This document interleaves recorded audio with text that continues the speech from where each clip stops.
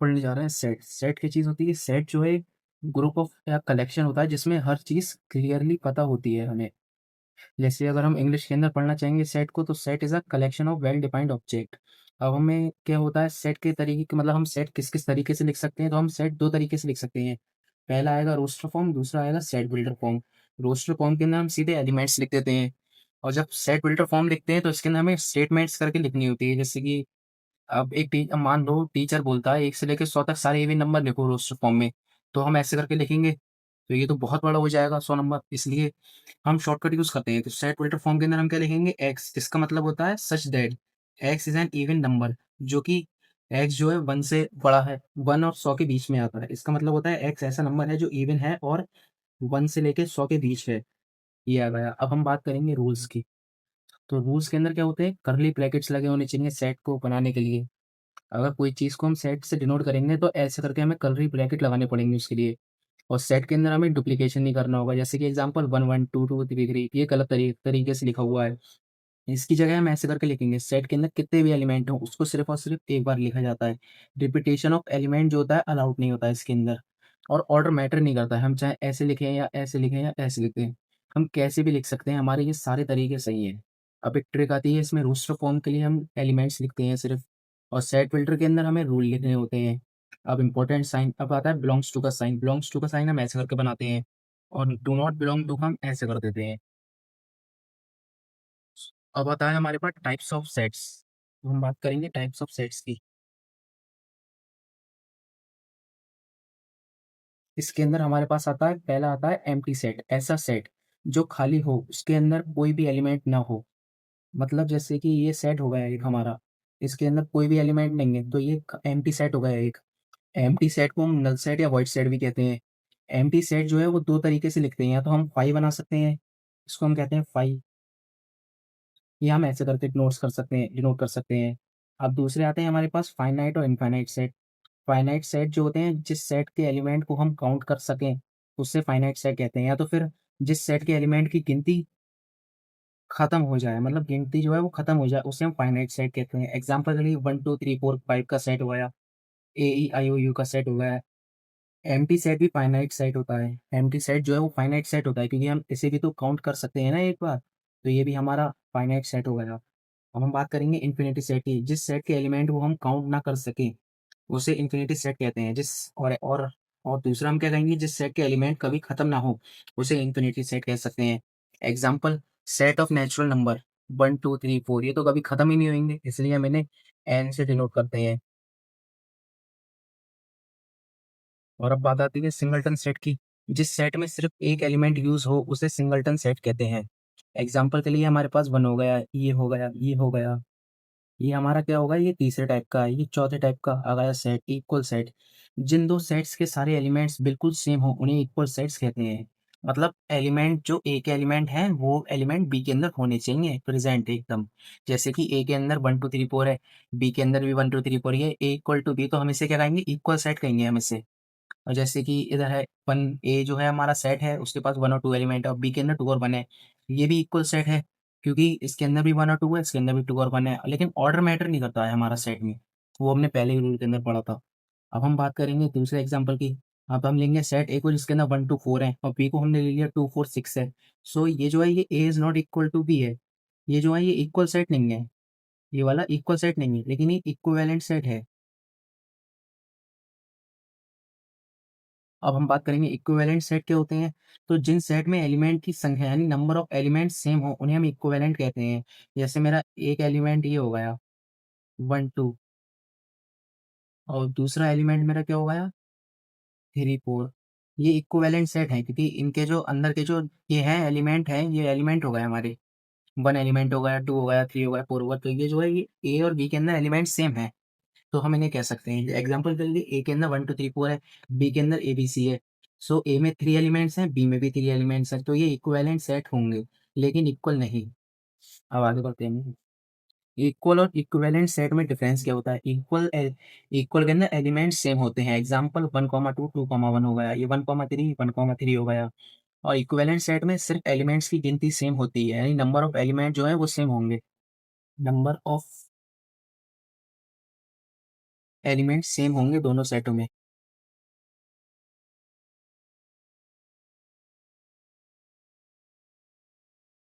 Number of elements same in both set. अब हमें एक इंपॉर्टेंट बात ध्यान रखनी होगी, हर इक्वल सेट इक्विवेलेंट भी होता है, मतलब जो इक्वल सेट होगा वो इक्विवेलेंट भी होगा, जाहिर सी बात है, लेकिन इक्विवेलेंट सेट जो होगा वो इक्वल नहीं होगा, क्योंकि इक्विवेलेंट के अंदर हमें सिर्फ एलिमेंट्स की गिनती लगाते हैं और इक्वल के अंदर हम एलिमेंट्स तक को सेम रखते हैं। अब हम बात करेंगे एक सबसे इंपॉर्टेंट टॉपिक जिसे कहते हैं सबसेट। अगर एक सेट का हर एलिमेंट दूसरे सेट में भी मौजूद हो तो पहला सेट दूसरे का सबसेट कहलाता है। मतलब कि ये कहना चाह रहा है, जैसे कि एक मेरे पास सेट मान लो ये है, ए सेट हो गया मेरे पास, इसके अंदर है ए ई हो गया। अब मैं दूसरा सेट लूंगा, इसके अंदर ए ई आई हो गया। सो ए जो है वो सबसेट बी का है, मतलब ए जो है वो सबसेट बी का है। ये जो है ये सबसेट का वो है सिंबल, ये सबसेट का सिंबल है। ये हमारा ए जो है वो सबसेट बी के अंदर है, क्योंकि ए के जो जितने भी एलिमेंट हैं वो बी के अंदर आ रहे हैं। ठीक है। सो ऐसा सिंबल तो आप लोग को पता ही लग गया होगा, सिंबल ये है। एग्जांपल देंगे 1,2 1 2 3 4 पी वाले सेट के अंदर, तो ए जो है वो सबसेट है बी का, क्योंकि ए का हर एलिमेंट बी में है, जैसे कि मैंने ऊपर बताया था। अब ट्रिक की बात करते हैं, सबसेट छोटा ग्रुप जो बड़े ग्रुप के अंदर पूरा का पूरा आ जाए, मतलब ये जो ये छोटा ग्रुप है एक, और ये बड़े ग्रुप के अंदर पूरा का पूरा आ गया, तो हम उसे सबसेट कहेंगे। जैसे एक रूम के अंदर एक टेबल, एक रूम है, उसके अंदर टेबल रख दें, तो जो रूम का टेबल जो है वो सबसेट है रूम का। ऐसे ही अब हम इंपॉर्टेंट रूल्स की बात करते हैं। हर सेट अपना खुद का सबसेट होता है। ये क्या रूल है, मतलब ए जो है वो इसका खुद का सबसेट होगा, ए सबसेट ए है। एक्सेप्शन, जब हम प्रॉपर सबसेट निकालने की बात करते हैं तो उसमें ये नहीं लिखते हैं, मतलब जब हम प्रॉपर सबसेट की बात करेंगे तो उसमें ये नहीं लिखेंगे। सबसेट निकालने का एक फॉर्मूला होता है, ये रहा, number of subset is equal to N. ये हमारा सबसेट के लिए होता है, और प्रॉपर सबसेट के लिए क्या होता है, प्रॉपर सबसेट के लिए होता है 2n-1। एन, इधर एन जो है वो नंबर ऑफ एलिमेंट को रिप्रेजेंट कर रहा है, नंबर ऑफ एलिमेंट को रिप्रेजेंट कर रहा है एन। सो सबसेट क्या होता है, सेम भी चलेगा, और प्रॉपर सबसेट में सेम बिल्कुल नहीं चलेगा, सिर्फ छोटा। ये हमारा पहला रूल है। अब रूल 2 की बात करते हैं, एम्प्टी सेट हर सेट का सबसेट होता है। मतलब एक सेट ये होगा तो इसके सबसेट होगा 5 और 1। प्रॉपर सबसेट ऑफ ए ये होगा हमारा। एम्प्टी सेट क्या होगा, 5 होगा एम्प्टी सेट। खाली सेट तो हर किसी का भी सबसेट हो सकता है। अब एक सेट के हम कितने भी सबसेट बना सकते हैं। Example, number of subset is equal to 2n, where n is equal to number of elements होते हैं। अब हम बात करेंगे ए की। एग्जाम्पल लेंगे हम, ए 1 2 3, इसके अंदर 3 है, तो नंबर ऑफ सबसेट्स कहेंगे तो हम फॉर्मूले लगा लेंगे 2n। हमें पता है n जो है वो 3 दे रखा है, सो 2 की पावर 3 इज इक्वल टू 8 होगा, तो इससे टोटल 8 सबसेट बनेंगे। पहला आ गया 5 1 2 3 1 2 2 3 1 3 1 2 3, क्योंकि हम अभी सबसेट सबसेट की बात कर रहे हैं, प्रॉपर सबसेट की बात नहीं कर रहे हैं। जब हम प्रॉपर सबसेट की बात करेंगे तो उसमें हम ये इंक्लूड नहीं करेंगे, तब उसके अंदर हमारे पास 7 ही सबसेट निकल के आएंगे। ये आ गया formula number of proper subsets का। तो नंबर ऑफ प्रॉपर सबसेट के निकलेंगे 2n-1, वेयर n जो है नंबर ऑफ एलिमेंट को रिप्रेजेंट करता है, जैसे कि 1 2 3 पिछले वाले की तरह। नंबर ऑफ प्रॉपर सबसेट जो होंगे 2n-1, एन हमारा 3 दे रखा है, तो ये क्या आ गया, 8-1 7 आ गया। 7 नंबर ऑफ सब 7 सबसेट निकलेंगे इस सेट के अंदर। तो 5 होगा, 1 होगा, 2 होगा, 3 होगा, 1 2 होगा, 2 3 होगा, 1 3 होगा। इसके अंदर हमने ये इसको इंक्लूड नहीं करा है, क्यों, क्योंकि प्रॉपर सबसेट के अंदर ये वाला हम इसको इंक्लूड नहीं करते हैं, लेकिन सबसेट में हम ये चीज़ इंक्लूड करते हैं, जैसे हमने पिछले वाले में इंक्लूड कर रखी है। अब हम बात करेंगे पावर सेट की। पावर सेट वो सेट होता है जिसमें किसी सेट के सभी सबसेट होते हैं। मतलब पावर सेट क्या होगा, एक ऐसा सेट होगा जिसमें सारे किसी सेट के सभी सबसेट होते हैं। एग्जाम्पल, एक हमारा ये सेट हो गया, सबसे पहले इसके हम सबसेट बना लेंगे, ये हमने सबसेट बना लिए, तो अब हम इन सबको एक साथ अंदर लिख देंगे। तो पावर सेट ऑफ ये हो गया हमारा, पावर सेट ऑफ ए हो गया 5 1 2 1 2, ये हमारा पावर सेट हो गया, पावर सेट ऑफ ए। इसे हम ऐसे करके पढ़ते हैं, यही पावर सेट है। पावर सेट में टोटल एलिमेंट 2 की पावर n होते हैं। अब हम बात करेंगे इंटरवल की।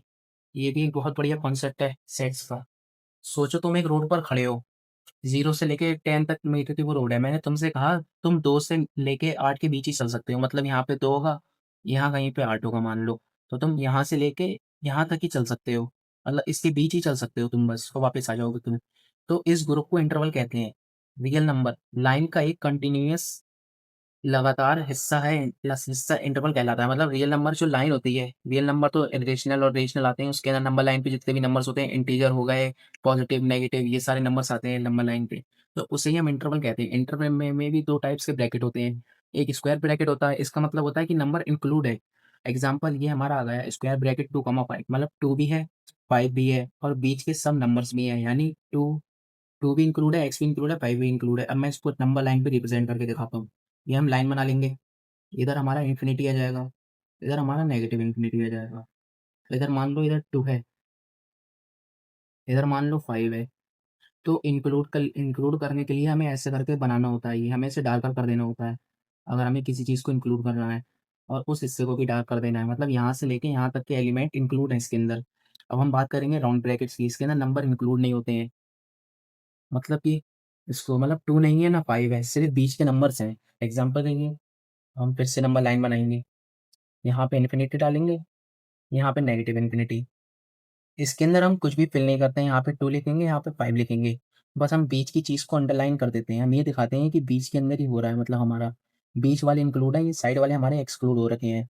अब 4 टाइप्स के इंटरवल होते हैं। क्लोज़्ड इंटरवल होता है, जिसके अंदर दोनों इंक्लूड होते हैं और बीच का नंबर भी। जैसे कि ये हमारा हो गया, ये दोनों इंक्लूड हैं और बीच के नंबर्स भी सारे इंक्लूड हैं। ओपन इंटरवल, इसके अंदर 2 और 5 इंक्लूड नहीं है, बस बीच के इंक्लूड है। मतलब इसके अंदर हमारे ये सिर्फ़ और सिर्फ़ ये इतने इंक्लूड हैं, 2, 3, 4, 5, इसके बीच में इन्फिनिटी नंबर जो हैं वो सारे इंक्लूड हैं हमारे। इसका मतलब होता है नॉट इंक्लूड। अब हम बात करेंगे लेफ्ट क्लोज़ राइट ओपन की, मतलब लेफ्ट वाला क्लोज़ है, राइट वाला ओपन है। अब इसका क्या मतलब है कि 2 जो है वो इंक्लूड है और 5 इंक्लूड नहीं है। अगर हम इसे वैसे लिखना चाहें तो हम इसे ऐसे लिखेंगे, 2 जो है वो x से ग्रेटर दैन है, x जो है वो 2 के इक्वल है और 5 से छोटा है। तो यानी हमारा ये आ गया। अब लेफ्ट ओपन राइट क्लोज़ वाला हम बात करेंगे। तो इसके अंदर लेफ्ट वाला हमने ओपन कर दिया है और राइट वाला हमने क्लोज़ कर दिया है। मतलब 2 इंक्लूडेड नहीं है और 5 इंक्लूडेड है। तो हम सिर्फ 5 को इंक्लूड कर देंगे, 2 इंक्लूड नहीं करेंगे। इसे हम कैसे लिखेंगे? एक्स बना लेंगे, ग्रेटर दैन इक्वल टू 5, ये लेस दैन 2 है ये, मतलब 2 से छोटा है और 5, मतलब 2 से बड़ा है एक्स और 5 से छोटा है एक्स और इक्वल भी है 5 से। अब हम बात करेंगे इन्फिनिटी, एक इंपॉर्टेंट रूल की। इन्फिनिटी के साथ कभी स्क्वायर ब्रैकेट नहीं लगते हैं, क्योंकि ये हमारा सही तरीका ये गलत है, क्योंकि इन्फिनिटी को कभी इंक्लूड नहीं कर सकते, वो कोई फिक्स नंबर नहीं है। सही बात है, इन्फिनिटी के अंदर तो इन्फिनिटी आ गई, बहुत सारे नंबर हैं, हम निकाल ही नहीं सकते हैं, इतने नंबर हैं। इन्फिनिटी की तरफ राउंड ब्रैकेट ही यूज़ होगा हमेशा, इन्फिनिटी होगा वहाँ पे राउंड ब्रैकेट यूज़ होगा। और हम अगर इन्फिनिटी हम ऐसे लिखेंगे और यहाँ पे हम 3 लिख देंगे, तो हम अगर ऐसे करके लिखेंगे तो ये हमारा गलत हो जाएगा। हमें कैसे करना होगा? इन्फिनिटी, हम चाहो तो इसे ऐसे करके लिखेंगे, इसकी तरफ हमें ओपन रखना होगा, इधर हम क्लोज़ कर सकते हैं। या तो हम ऐसे भी कर सकते हैं, यहाँ पे ओपन रख सकते हैं पूरा, लेकिन अगर हम क्लोज़ रखेंगे पूरा तो हमारा वो गलत हो जाएगा। अब हम बात करेंगे यूनियन ऑफ 2 सेट। यूनियन का मतलब होता है दोनों सेट के सारे यूनिक एलिमेंट को एक साथ लिखना। इसका सिंबल ये होता है, फिर से बना के दिखाता हूँ इसका सिंबल क्या होता है। इसका सिंबल होता है ये, बाउल शेप, सूप बाउल, मतलब इसे पढ़ते हैं यूनियन। डेफिनेशन क्या है यूनियन की? यूनियन ऑफ टू सेट वो सेट होता है जिसमें ए और बी के सारे एलिमेंट्स होते हैं और कॉमन एलिमेंट एक बार लिखा जाता है। मतलब ए सेट हो गया हमारा 1 2 3 और बी सेट हो गया हमारा 3 4 5। तो ए यूनियन बी क्या होगा हमारा 1 2 3 4 5, 1 आ गया, 2 आ गया, 3 आ गया। अब 3 हम 2 बार लिख नहीं सकते हैं, इसलिए हम 3 को एक ही बार लिखेंगे और 4 5 इधर आ जाएगा हमारा। अब ए और बी और बी सी डी आ गया। सो ए आ गया, बी आ गया, इधर बी था तो हमने एक ही बार लिख लिया, फिर सी आ गया, फिर डी आ गया। ऐसे ही हम करेंगे। अगर हमारे बीच में कोई भी एलिमेंट कॉमन नहीं दिख रहा है तो हम ए के एलिमेंट लिख देंगे, बी के लिख देंगे। कॉमन जब है ही नहीं तो हमें लिखना ही नहीं पड़ेगा फिर। अब हम इसके अंदर भी इंपॉर्टेंट प्रॉपर्टीज लिखते हैं, तो ए यूनियन बी होगा वो बी यूनियन ए के इक्वल होगा। A union B union C is equal to A union B union C, इसके इक्वल होगा ये सब चीजें। ए यूनियन ए जो है हमारा ए ही होगा, ए यूनियन फाई जो है वो भी ए ही होगा हमारा। अब हम बात करेंगे इंटरेक्शन ऑफ सेट। इंटरेक्शन का मतलब कॉमन, जो दोनों में हो।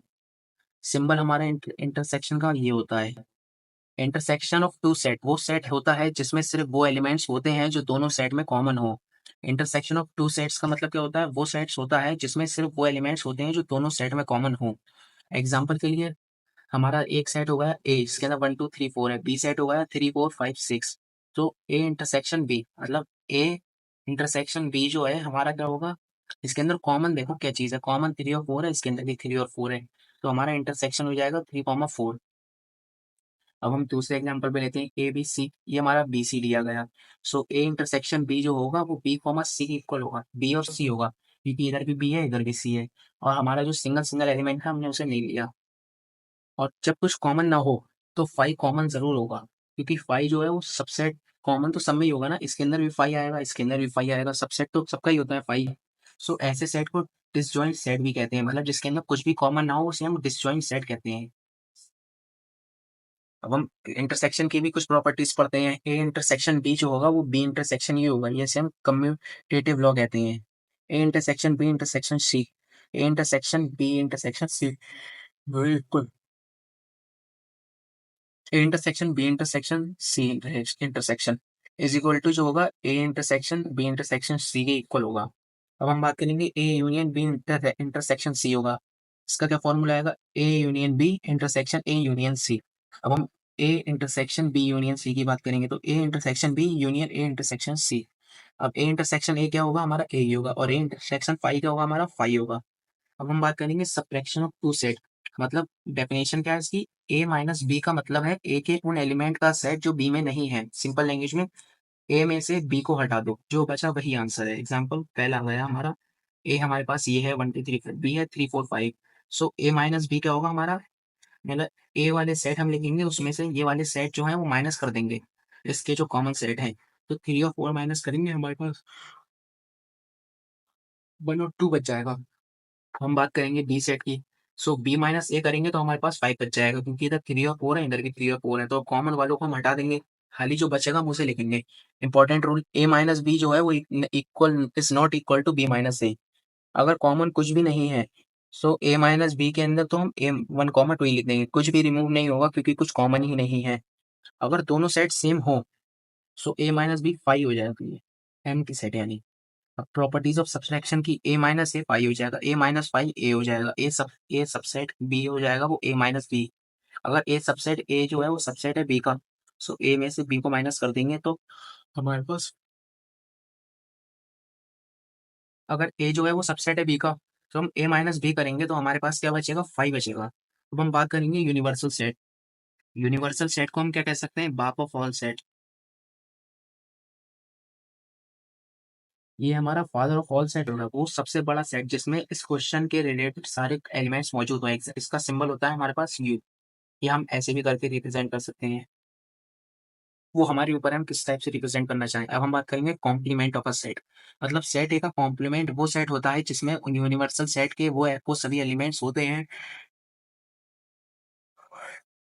सेट ए का कॉम्प्लीमेंट वो सेट होता है जिसमें यूनिवर्सल सेट के वो सभी एलिमेंट्स होते हैं जो ए में नहीं होते। एग्जाम्पल सिंबल के लिए हम इसका सिंबल ऐसे करके लिखते हैं ए डैश, या तो फिर ए कॉम्प्लीमेंट, ये सी का मतलब कॉम्प्लीमेंट होता है। हम लिखेंगे ए यूनिवर्सल सेट, हमने एक ले लिया 1 2 3 4 5 6 7 8 9 10, उसके अंदर हमने ए ले लिया, ए सेट ले लिया 2 4 6 8 10, बी ले लिया 3 7 9।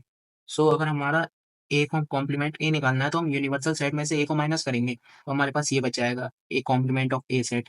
वह हमें बी का कॉम्प्लीमेंट निकालना है तो हम यूनिवर्स में से बी माइनस करेंगे। सो जब बी का कॉम्प्लीमेंट निकालेंगे तो हमारे पास ये आ जाएगा 1 2 4 5 6 8 10। हमने बी के सारे एलिमेंट हटा दिए यूनियन सेट में से और जो बचा हमने उसे लिख लिया। अब important rule, A union complement A जो होगा वो यूनिवर्सल सेट के इक्वल होगा। सेट और उसका कॉम्प्लीमेंट मिलाकर पूरा यूनिवर्सल सेट बना देते हैं, सही बात है, क्योंकि इन दोनों को मिला के यूनिवर्सल सेट बन जाएगा। एक सेक्शन, ये सेट और उसके कॉम्प्लीमेंट में कोई कॉमन एलिमेंट नहीं होता है, ठीक बात है, सेट है उसको क्योंकि क्योंकि कॉम्प्लीमेंट सेट जो है वो यूनिवर्सल सेट में से एक को हमने माइनस कर दिया है, तो जब हमने माइनस कर दिया तो उसके अंदर कुछ भी कॉमन बचेगा ही नहीं, ये जाहिर सी बात है। सो यूनिवर्सल सेट का कॉम्प्लीमेंट होता है वो 5 होता है, और 5 का कॉम्प्लीमेंट ऑफ ए इस ए ही होगा। अब एक ट्रिक की हम बात करते हैं, यूनियन। यूनियन का मतलब होता है सब ले लो, इंटरसेक्शन का मतलब सिर्फ कॉमन ले लो जो कॉमन हो दो सेट के बीच में। अब डिफरेंस का मतलब होता है ए में से बी हटा दो, अगर ए माइनस बी दे रखा है तो ए में से बी हटा दो, और अगर बी माइनस ए दे रखा है तो बी में से ए हटा दो। कॉम्प्लीमेंट क्या होता है, यूनिवर्सल सेट में से ए को हटा दो, ए का कॉम्प्लीमेंट। अगर बी का दे रखा हो तो बी के अंदर से यूनिवर्सल सेट में से बी हटा दो। अब हम बात करेंगे प्रॉपर्टीज ऑफ कॉम्प्लीमेंट सेट। सो हम इसके अंदर पढ़ेंगे डी मॉर्गन्स लॉ, मतलब ए यूनियन बी कॉम्प्लीमेंट जो होगा वो ए कॉम्प्लीमेंट इंटरसेक्शन बी होगा। B complement A intersection B complement होगा, A intersect A complement union B complement होगा। हम बात करेंगे वेन डायग्राम की, हमारा लास्ट टॉपिक है। तो वेन डायग्राम क्या होता है? ये पिक्चोरियल प्रेजेंटेशन ऑफ सेट होता है, मतलब हम सेट को पिक्चर की फॉर्म के अंदर कैसे रिप्रेजेंट करेंगे। सो ये हमने बॉक्स बना लिया, इसे हम यूनिवर्सल सेट कह देंगे। तो ये हमारा एलिमेंट आ गया ए। अगर हमें ए सेट निकालना है तो हमें ये ऐसे करेंगे। हम बात करेंगे ए यूनियन बी, तो यानी यूनिवर्सल सेट ये हमारा होगा, तो ए यूनियन बी, तो हम इस पूरे को कलर कर देंगे, हमारा ये आ गया। ऐसे ही ए इंटरसेक्शन बी, तो हम इसके जो बीच का पार्ट है उससे फिल कर देंगे। अब बात करेंगे ए सबसेट बी, तो यानी ए वाला जो ए है वो सबसेट है बी का, यानी ए बी के अंदर जो है वो ए आ रहा है। अब A intersection B is equal to 5 होता है। A intersection B is equal to 5, क्योंकि इन दोनों के बीच में कुछ कॉमन ही नहीं है, ये डिसजॉइंट सेट हो गया हमारे। वो हम बात करेंगे ए माइनस बी, तो यानी बी में से ए में से बी माइनस कर दो पूरा, मतलब ये पूरा हिस्सा इसे माइनस कर दिए तो हमारे पास ए बचा है। बस, तो आज के लिए बस इतना ही। अगर आपको पसंद आए तो आप कमेंट करके बताना कि मैं क्वेश्चन आंसर्स बनाऊं या नहीं बनाऊं।